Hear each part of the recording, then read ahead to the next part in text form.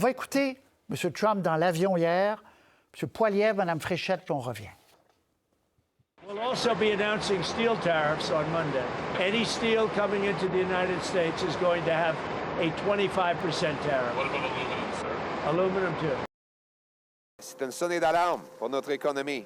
On est devenu trop dépendant des États-Unis. En augmentant les taxes et les impôts, en bloquant les projets de ressources naturelles comme GNL, Québec, Énergie Est et d'autres projets, M. Carney et M. Trudeau nous a rendus très vulnérables et faibles. On produit plus de 70 de l'aluminium qui est produit dans toute l'Amérique du Nord. Donc, ça va être très difficile pour les Américains de se passer de l'aluminium québécois, d'autant plus s'ils veulent se distancer de l'économie chinoise puis de la production chinoise. Alors, les alternatives ne seront pas infinies. Nous, on pense que, franchement, on est en bonne position pour faire en sorte de résister. Et je vous souligne un tweet de M. Legault. Tout cela démontre, écrit-il, qu'on doit commencer à renégocier notre entente de libre-échange avec les États-Unis au plus vite et ne pas attendre la révision prévue en 2026. On doit mettre fin à cette incertitude parce que ce qui tue, Hélène, tour de table, c'est effectivement l'incertitude. Mais là, on voit une certaine sagesse d'attendre avant de réagir, là, Hélène. Oui, très sage parce qu'on ne sait pas. On ne sait pas quel serait le pourcentage sur l'aluminium. On ne sait pas si le Canada serait exclu ou exempté. Alors, bref, attendons. M. Trump, il nous a dit beaucoup de choses au cours des 3 derniers mois. Attendons de savoir de quoi il en retourne. Moi, ça me fait un peu rire cette déclaration de M. Legault, à savoir qu'un nouvel accord de libre-échange apporterait de la certitude. Je rappellerai que l'accord de libre-échange a été une première fois renouvelé sous le président, M. Trump, et c'est cet accord-là qu'il foule maintenant au pied. Alors, avec M. Trump, là, les accords, ça vaut pas nécessairement grand-chose et ça n'apporte pas nécessairement de certitude. Moi, j'ai hâte de voir quelle sera la justification. Rappelez-vous que la première fois, là, en 2017-18, on nous parlait de la traçabilité. On se plaignait que, par exemple, le Mexique, où c'était particulièrement un problème, on faisait rentrer de l'acier russe, de l'acier chinois, on le transformait un petit peu légèrement pour pouvoir ensuite prétendre que c'était de l'acier mexicain. Et ce faisant, on contournait un peu l'esprit de nos accords. On nous dit que le Canada a bien instauré un système de traçabilité de l'origine de l'aluminium, mais que le Mexique, pas tant que ça. Est-ce que c'est ça qui agace le président? À voir. Oui, Chantal, difficile d'imaginer ce qui l'agace ou pas vraiment dans sa tête. Mais bref, menace répétée hier, néanmoins, Chantal. Oui, mais on est dans le n'importe quoi. Et on s'entend, quand François Legault dit qu'il faut renégocier, il est dans le film précédent.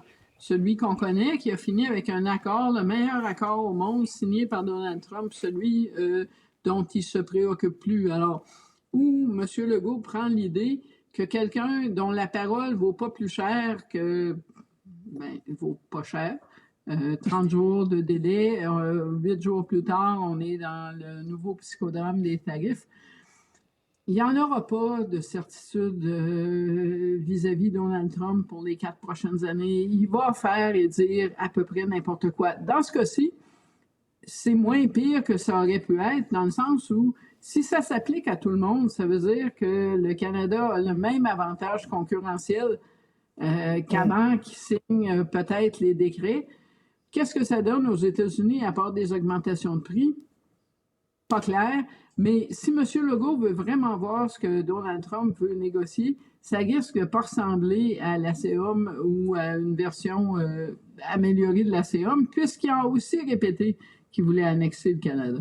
Oui, on va en parler tout de suite après. Michel Sauger, un mot sur donc les menaces de M. Trump. Mais comme dit Chantal, c'est sur toute la planète. Ça, il faut que les gens comprennent bien. Donc, tout le monde, l'eau de la piscine montrait pour tout le monde qui veut envoyer son acier ou son aluminium aux États-Unis.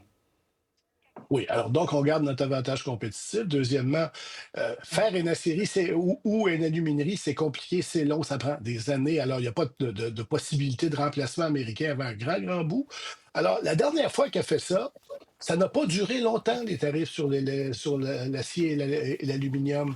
Ça va être la même chose. Il ne peut pas toujours remettre la facture aux consommateurs américains ou aux producteurs américains. Alors, c'est du Monsieur Trump qui fait du Monsieur Trump, de l'esbrouf, comme on est un peu habitué, mais et bien sûr que ça dérange. Mais à la fin, ou bien ça ne change pas notre système et notre position compétitive, ou bien ça va tellement nuire aux Américains que ça ne durera pas longtemps. Alors, Et, on respire par le nez et on attend. il vient de signer, me dit-on, un décret, parce que là, il est dans le processus de signer, puis on aura la vidéo plus tard pour rendre les pailles, revenir avec les pailles en plastique. Là, vous savez, alors, Très important. on est beaucoup dans ce qui est très Projet de symbolique. société. Oui. Alors, hier, il l'a répété à Fox dans une entrevue. Ça va l'air de faire sourire l'intervieweur. On écoute. I think Canada would be much better off being a 51st state because we lose $200 billion a year with Canada, and I'm not going to let that happen. It's too much. Why are we paying $200 billion a year essentially in subsidy to Canada? Now, if they're a 51st state, I don't mind doing it. Alors, il le répète. M. Trudeau, devant un parterre de gens d'affaires et de syndicats, vous le savez maintenant, vendredi, a dit qu'il faut le prendre au sérieux. Et ce qu'il a en tête, c'est les minéraux, c'est la potasse, c'est le zinc, etc. Ça, est-ce que ça va un jour, Michel C., je commence avec vous, s'arrêter ou pas? Ça ne va pas s'arrêter tant qu'il y voit son intérêt. Monsieur Trump, là-dedans, ne pense pas à l'intérêt du Canada, il pense à son intérêt à lui. Cela dit... Pardonnez-moi, c'est fait, là. Il vient de signer, excusez-moi, Michel, il vient de signer le décret sur le 25 % sur l'acier, pas encore l'aluminium. Alors, ça vient d'être signé à la Maison-Blanche. Mais donc, c'est ce qu'on disait plus tôt, à voir. Ça s'adresse, il l'a spécifié, à tout acier qui entre... sauf celui qui est produit en Pennsylvanie, entre autres, à US Steel. Oui, allez-y, Michel. Oui, alors c'est ça. M. Trump essaie de se servir des tarifs, des prix douaniers pour dire on va réindustrialiser les États-Unis. C'est ça qu'il voudrait sauf que ça ne se fait pas rapidement, ça se fait pas vite et il n'est pas patient. Alors, à un moment donné, c'est pas quelque chose, c'est quelque chose qui va faire souffrir le consommateur américain et qui ne va pas donner des résultats à court terme. Alors, moi, je ne suis pas sûr que ça va durer très longtemps, mais Chantal le disait tout à l'heure, cet homme-là n'a pas de parole. Le nouvel ALENA, là, c'était le meilleur accord commercial au monde et de l'histoire, avait-il dit. Là, il n'est plus bon. Alors, il va falloir faire le gros dos un petit peu, puis le laisser aller et voir où les choses vont tomber dans quelques temps. Mais ce 25 % sur l'acier et l'aluminium, il ne peut pas durer très longtemps. Et vous avez raison d'ajouter l'aluminium parce qu'il vient de le signer il y a une seconde. L'aluminium est compris, donc c'est fait. Il a mis sa menace exécution, Chantal. Oui, alors la question à 300 000 $, c'est qu'est-ce que le Canada fait maintenant? Parce que dans la mesure où ça ne change pas la position concurrentielle du Canada, est-ce qu'on répond? Et là, l'humeur publique, l'humeur des électeurs, c'est qu'on réponde à ça. Mais si on le fait, probablement qu'il faudrait qu'on cible des choses qui ne nous dérangent pas cibler les mêmes choses et compliquer la vie de l'acier et de l'aluminium, comme par exemple le Bourbon du Kentucky. Est-ce que vraiment il n'y a pas moyen de s'en passer dans l'humeur publique? Mais dans l'état de l'opinion publique canadienne, il va devoir y avoir une réplique. C'est certain. Et c'est la prochaine chose intéressante. Pour le reste, le 51e État, j'imagine qu'à chaque fois que ça donne l'impression qu'on est des chats à qui on jette un verre d'eau, on saute dans les nuages, il doit trouver ça très amusant. Mais dans le détail de la chose, plus ça va, plus le ton canadien durcit, ce qui n'est pas nécessairement éventuellement à l'avantage de l'économie américaine. Mais c'est une bonne question que vous posez. Je vais entendre Hélène et Michel. C'est la question, parce que là, M. Trudeau, il est tard à Paris. Va-t-il réagir tout de suite? Est-ce que, comme il y a une pression de l'opinion publique qui est une riposte canadienne? Or, dans la mesure où tout le monde est traité également sur la planète, est-ce que ce serait strictement nécessaire ou politiquement nécessaire, Hélène? C'est une bonne question. Moi, je pense qu'il y a effectivement une pression politique très grande pour répliquer, simplement pour marquer notre territoire. La liste, de toute façon, elle est prête. Lors de la première menace là, qui ne s'est pas encore matérialisée, c'était une liste, c'était pas des mêmes produits. Là. On avait déjà ciblé ceux qu'on pense pouvoir faire le plus mal sans qu'ils nuisent trop aux consommateurs canadiens. Moi, je voulais juste abonder, ressauter sur ce que Michel a dit sur la réindustrialisation que cherche M. Trump. Et c'est important de mentionner que là, ici, on parle de matières premières. Donc, si vous êtes, par exemple, un fabricant de remorques aux États-Unis et vous achetez des jantes de roues en aluminium et que vous achetez ces jantes-là auprès d'un producteur local qui, lui, tout d'un coup, ces roues vont coûter plus cher à produire parce que son intrant d'aluminium lui coûte 25 plus cher. Eh bien, le fabricant de remorques va se virer de bord puis va aller chercher des roues directement dans un pays étranger parce que les roues, une fois qu'elles sont fabriquées, elles ne sont pas tarifées à la frontière américaine.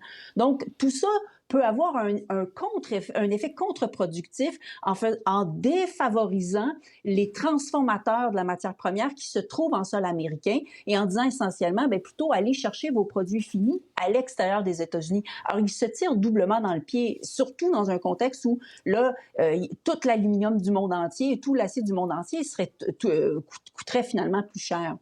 Ce qui n'est pas clair dans mon esprit, c'est parce que la Chine est déjà... Il y a déjà un tarif là, qui va le 14 de 10 là, qui avait déjà annoncé. Lui, il n'a pas mis cette menace-là entre parenthèses. Donc, est-ce que les Chinois, ce serait 10 plus un 25? Donc, ce qui voudrait dire que l'aluminium québécois et l'acier canadien seraient même plus compétitifs qu'ils ne l'étaient avant. Bref, on est dans ces images-là. Mais la question, effectivement, Michel C., c'est qu'est-ce qu'on fait maintenant, là? Est-ce qu'il y a une réponse? Parce que là, politiquement, il faut qu'il y ait une réponse. Il faut qu'il y ait des communiqués. Il faut qu'il y ait ci et ça.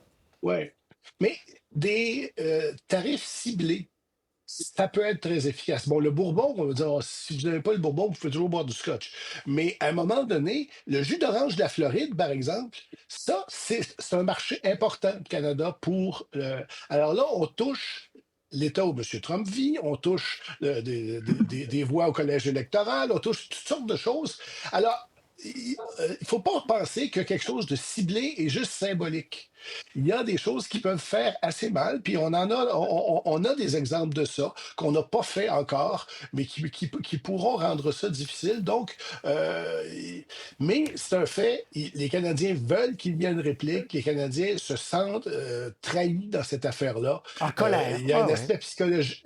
Il y a l'aspect psychologique là qui va rester bien au-delà des tarifs et le mal que ça fait à la relation entre les deux pays, c'est clair. On en parlait ensemble la semaine dernière. Quand on va à l'épicerie, c'est fou, là. Les gens, effectivement, regardent et on ne veut pas encourager. Kraft... Comme des loupes pour regarder si c'est marqué Canada. Oui, Kraft a fait publier une publicité pendant le Super Bowl hier pour dire qu'il y a 1000 emplois à Montréal. Oui, on n'est pas des méchants Américains. On produit à Montréal le beurre de peanut, le Kraft Dinner.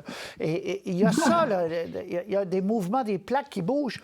Et ça bouge politiquement. On en a parlé. Je vais vous présenter tout de suite le palace qui montre... D'abord, quand on nomme personne, les conservateurs à 40, les libéraux à 34, on va le voir dans une seconde, et le NPD à 12, qui perd beaucoup, beaucoup de plumes, le NPD en passant.